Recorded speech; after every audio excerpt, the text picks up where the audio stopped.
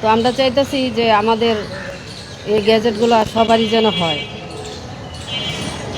আর আমরা এখনও অনেক ভুক্তভোগী। একটা মাত্র ছেলে ছিল। আর আমার একটা মাত্র ছেলেই ছিল, আমার মেহেদি ছাড়া আমার আর কেউ ছিল না। আমি আজিমপুর সিভিল সার্ভিসে যে কাগজপাতি রেডি কইরা আমি তামিম কাকার কাছে, এখন তো এমআইস হয় নাই, গেজেটও হয় নাই, খালি কয় যে এমআইস বন্ধ, এমআইস বন্ধ, কোনো আশা ভরসা এখন তো হয় নাই। আমার এই ছেলে কামাই রোজগার করে আমি খাইতাম, আমি অসুস্থ, ঠিক আছে, আমার আর একটা মেয়ে আছে। এই ছেলে এলো বড় ছেলে, এই সংসারের দায়িত্ব ধরছিল, 21 বছর বয়স আসাল, ঠিক আছে। এই মনে করুন যে এখন আমার অনেক কষ্ট, ফ্যামিলির মতো কষ্ট, আর আমি বহুত হয়রানি হয়েছি এইখান থেকে। কিরকম হয়রানি? হয়রানি মানে দৌড়াদৌড়ি করছি। ধন্যবাদ, ধন্যবাদ শহীদ শাওনের বাবাকে। তো শুনলেন, আমার সন্তানের সবচেয়ে বড় কষ্ট হলে কি জানেন, আজিমপুর 14টা কবরের মধ্যে 13টা কবর পাকা হয়ে গেছে। এখন পর্যন্ত আমার ছেলের কবরটা পাকা হয় নাই। আমি তো মা, যখন দেখি 13টা কবর পাকা হয়েছে, আমি মা যখন প্রতি শুক্রবারে যা দেখি যে আমার ছেলের কবরটা ওইভাবেই পড়ে রয়েছে, তখন আমার কতটা কষ্ট লাগে বললেন। আমাদের সন্তানেরা পরিবারের কথা চিন্তা করে নাই, মার কথা চিন্তা করে নাই, বোনের কথা চিন্তা করে নাই, দেশের কথা চিন্তা করছে, দেশের জনগণের কথা চিন্তা করছে, দেশের স্বৈরাচার মুক্ত করছে। এটার জন্য যে তার মা রাস্তাঘাটে যে মানুষের পায়ে ধরবো, এমপি মন্ত্রীদের ধারি খাইবো। এখন দেখেন 1.5-2 বছরের মধ্যে এখন পর্যন্ত আমাদের সাথে মিথ্যা আশ্বাসই দিতেছে। না আমাদের এমআইএস হইলো, না আমাদের গ্যাজেট হইলো, সরকারি বেসরকারি কোনোভাবে আমরা আজ পর্যন্ত কোনো সহযোগিতা পাই নাই। তো এখন আমরা একটা কথাই বলবো যে যে কোনো ভাবে আমাদের এমআইএস গ্যাজেট যাতে কইরা দেয়, আমাদের সবাই, ঠিক আছে, এটাই হচ্ছে আমার কথা। অনুরোধ করে বলতেছি যে তারা যেন আমাদের পাশে এসে দাঁড়ায়। দীর্ঘ 2 বছরের মধ্যে যে কষ্টটা পাই, এমনি রক্ত পড়তেছে, আমাদের কলিজা ফাইটা রক্ত পড়তেছে। বাসা ভাড়ার জন্য কথা শুনি এলাকা ছাড়তে হয়েছে।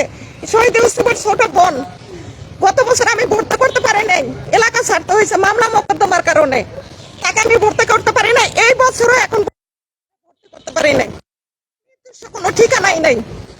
আমার প্রতি মুহূর্তে হুমকি আসে, আমাকে মাইরা ফেলাইবা, আমাকে কাইটা ফেলাইবা, আমার এটা করবো এটা করবো। এর জন্য কি আমার সন্তানের জীবন দিছিল?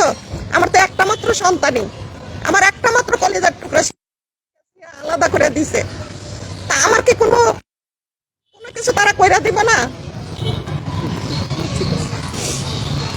আচ্ছা, তাহলে আপনারা শুনলেন, দেখেন শহীদ ও আহত পরিবার এখানে সবাই আছে। শহীদের বক্তব্য শুনেই বুঝতে পারছেন যে তাদের কষ্টটা কোথায়। তো আসলে আমি আপনাদেরকে আজকে কিছু গুরুত্বপূর্ণ তথ্য দিতে চাই, যেগুলো আপনারা কিন্তু এখনো পর্যন্ত অজানা। প্রথম যে তথ্য, সেটা হচ্ছে জুলাই বিপ্লবের যে শহীদ ও আহতদের তালিকাটা হলো, এটা হলো কিভাবে, এবং এই তালিকাটার পিছনে কিভাবে আমরা কাজ করেছি। এটা কিন্তু আমরা কখনো কোনো প্রেস ব্রিফিং করে কাউকে জানাইনি, কারণ আমরা জানতাম যে এই তালিকাকরণের সময় যদি আমরা কোনো ধরনের প্রেস ব্রিফিং করি, তাহলে নানাবিধি চাপ আসবে এবং বিভিন্ন মানুষের প্রেসারে এই তালিকা করতে হবে। সো আমরা কিন্তু খুব নীরবে এই কাজটা করে গিয়েছি, কাউকে বুঝতে দেইনি, এবং তালিকা হয়ে গিয়েছে। কিন্তু আমাদের কিছু স্ট্রাগল ছিল যেগুলো আপনারা জানেন না, সেগুলো আজকে আপনাদেরকে জানাবো। তো মূলত জুলাই বিপ্লবের পরে অগস্ট মাসেই কিন্তু আমাদের একটা স্বাস্থ্য বিষয়ক উপকমিটি হয়েছিল। সেই উপকমিটির দায়িত্ব ছিল যে শহীদ ও আহত তালিকা যাচাই বাছাই করা এবং তাদের তালিকাকরণ করা। এই পদক্ষেপ নেওয়ার পরে আমরা 15ই সেপ্টেম্বর ঢাকা জেলা প্রশাসকের কার্যালয়ে একটা মিটিং করি। সেই মিটিংয়ে আমাদের যে আমরা শহীদ ও আহতদের তালিকাটা আগে শেষ করব, এবং সেখানকে সভাপতি করেছিলেন আমাদের সাবেক জেলা প্রশাসক জনাব তানভীর আহমেদ স্যার। তো আমরা কাজ শুরু করি, আমরা প্রায় 36টা হাসপাতাল বাছাই করি, এবং শুধুমাত্র ছাত্র প্রতিনিধি, একজন এক্সিকিউটিভ ম্যাজিস্ট্রেট এবং পুলিশ সুপারের সহায়তায়। তখন কিন্তু কোনো ধরনের ভোগান্তি, কোনো ধরনের হয়রানি হয় নাই। আমাদের এভাবে কার্যক্রম কিন্তু চলতেই ছিল। এভাবে আমরা প্রায় 14,085 জনের আহতদের তালিকা কিন্তু নিশ্চিত করে ফেলেছিলাম, কোনো ঝামেলা ছাড়া। পরবর্তীতে 2 ফেব্রুয়ারি তালিকাকরণ এবং এমআইএস করণটা বন্ধ হয়ে যায়। বন্ধ হওয়ার পিছনের কি কারণ? বন্ধ হওয়ার পিছনে কারণ দেখানো হয় যে বিভিন্ন রাজনৈতিক দলের লোকজন প্রেশার দিয়ে এই তালিকা প্রসেসটা করতে চাচ্ছে। তারা চাপ দিয়ে আহত না, কিন্তু তাকেও আহত বানিয়ে তালিকা করার চেষ্টা করছে, যে কারণে সিদ্ধান্ত হয় যে আমরা আপাতত এমআইএসটা বন্ধ রাখবো। এই সিদ্ধান্ত নিতে নিতে 12 ফেব্রুয়ারি একেবারে কমপ্লিটলি এমআইএস এবং তালিকাকরণ বন্ধ হয়ে যায়।